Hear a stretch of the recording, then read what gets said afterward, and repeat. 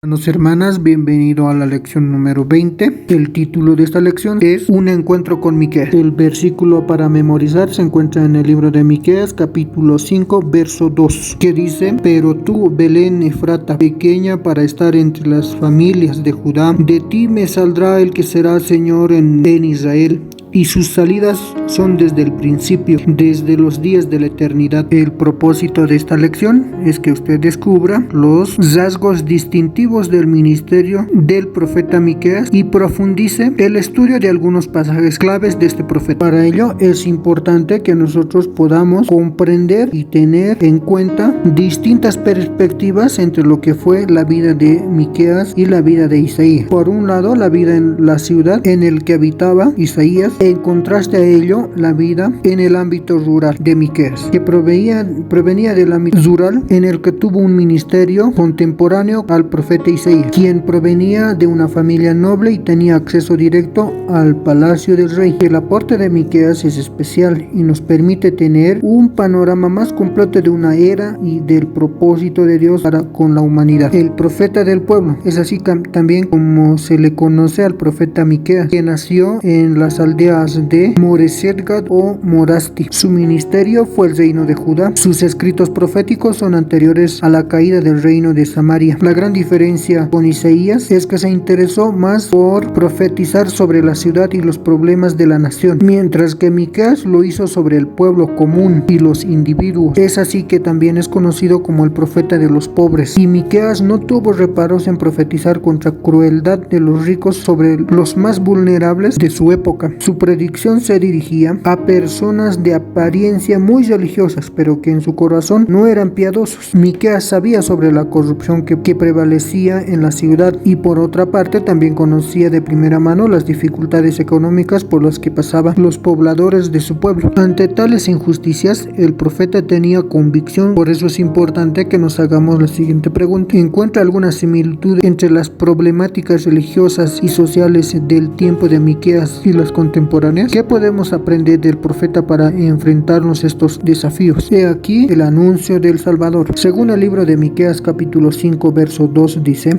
Pero tú, Belén Efrata, pequeña para estar entre las familias de Judá, de ti saldrá el que será Señor en Israel, y sus salidas son desde el principio, desde los días de la eternidad. Este pasaje es uno de los más famosos en el Antiguo Testamento, ya que es aquí donde Miqueas profetiza que el Mesías naciera en Belén de Judá y ayudó a los magos provenientes del oriente que buscaban al recién nacido rey de los judíos. Miqueas, en armonía con su procedencia y el contexto en el que ministró, presenta al Mesías como un hombre del pueblo, cuyo fin sería traer paz. Asimismo, en el libro de Miqueas capítulo 4 verso 4 dice: Y se sentará cada uno debajo de su vid y debajo de su hoguera, y no habrá quien los amedrente, porque la boca de Jehová de los ejércitos lo ha hablado. Por otro lado, en el libro de Miqueas capítulo 5 verso 4 y 5 dice: Y él estará y apacentará con poder de Jehová, con grandeza del nombre de Jehová su Dios, y morarán seguro, porque ahora será engrandecido hasta los fines de la tierra, y este será nuestra paz. Esta profecía ayudó al pueblo de Dios a mantener viva la esperanza, que aguardaron la llegada del Mesías, y se cumplió literal y espiritualmente con el nacimiento de Jesús, cuya expresión se encuentra en el libro de Mateos capítulo 2 verso 4 al 6, que refiere y dice: Y convocados todos los principales sacerdotes y los escribas del pueblo, les preguntó dónde había de nacer el Cristo. Ellos le dijeron: en Belén de Judá, porque así está escrito por el profeta: Y tú,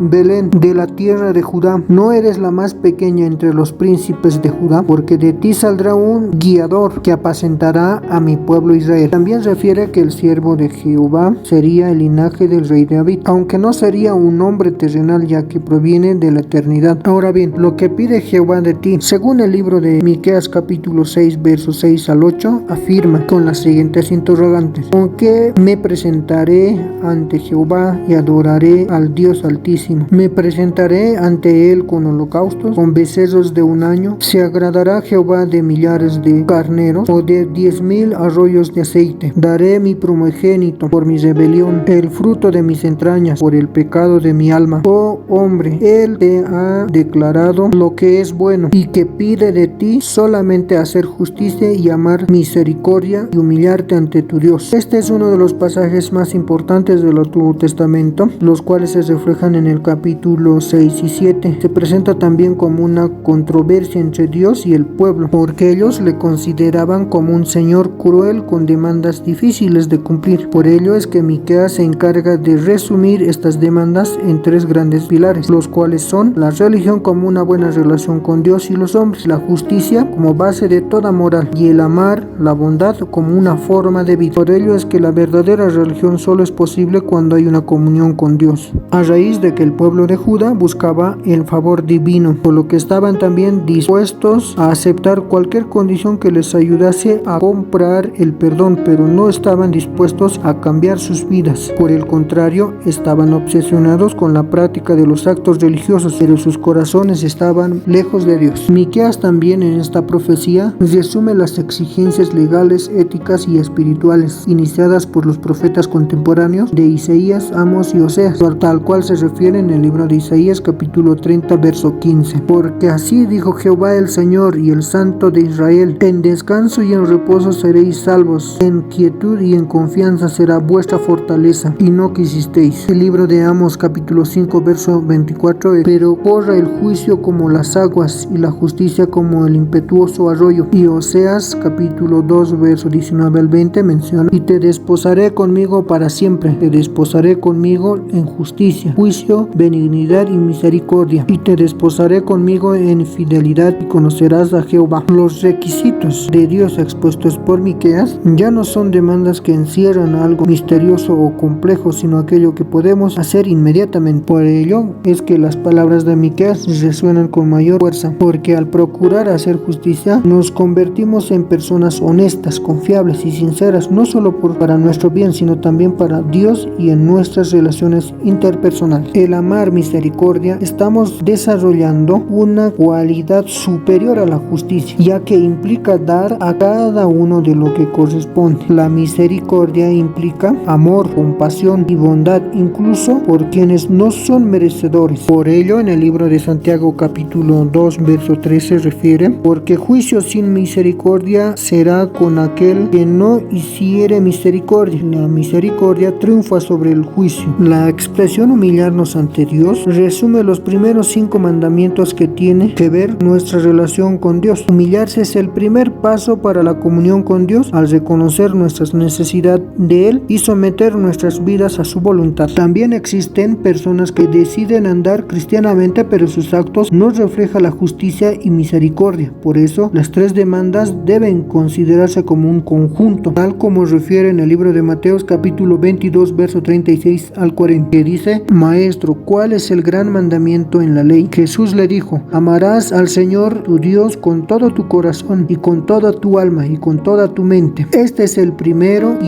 y grande mandamiento, y el segundo es semejante: amarás a tu prójimo como a ti mismo. De estos 2 mandamientos depende toda la ley y los profetas. El culto aceptable no se concentra únicamente en el cumplimiento de los rituales, sino que implica una vida de obediencia. Por lo tanto, las demandas de Dios expresadas en este pasaje son tanto morales como espirituales, que usted debe tomar en cuenta en su diario vivir. Por ello quiero hacerle esta siguiente pregunta: ¿cuán distante están tus actos de tus actos espirituales? Por ello, el profeta Miqueas en este pasaje está estableciendo un orden de prioridades, dado cuenta que la vida de santidad es la mejor evidencia de una verdadera religión. En nuestros días debemos conocer y reconocer que el principio para la resolución de los males sociales es que las personas se vuelvan a Dios con todo su ser, para así caminar diariamente bajo la poderosa guía del Espíritu Santo. Para concluir esta lección, vamos a hacer referencia al encuentro con el profeta Miqueas. Estamos no solo ante la descripción de un momento histórico del pueblo de Dios, sino frente a una enseñanza profunda para nuestro caminar cristiano. Y ahí la pregunta: ¿cómo está tu caminar cristiano? ¿Se ha evaluado, hermano, hermana? Por otro lado, nos afirma también que la última palabra en este mundo no la tienen los ricos opresores, sino el Señor, mediante la salvación que hoy alcanza a todo aquel que se arrepiente de sus pecados y cree que Jesucristo es el Señor. Y finalmente nos enseña que todo acto o que todo ritual de adoración a Dios debe ser acompañado de una vida de santidad sensible a su voluntad y dispuesto para expresar una justicia, misericordia y bondad para sí, con sí mismo, para con tus prójimos. acorde, de manera que tus actos, tanto tu vida espiritual, vayan acorde.